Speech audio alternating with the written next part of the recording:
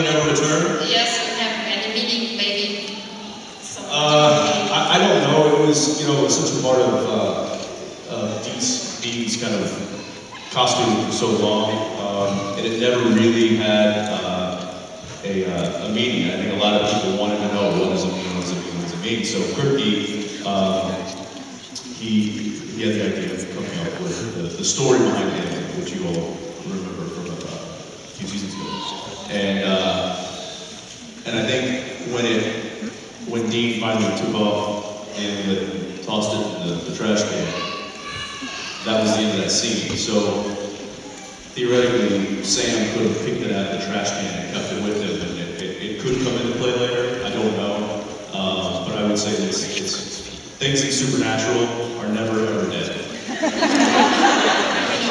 even characters. So yeah, I would never count anything out in this show. Maybe it will, maybe it won't. I will say that it's very tough to tell all the stories that we'd like to tell because we only have about 42 minutes per week to fit all of our story into.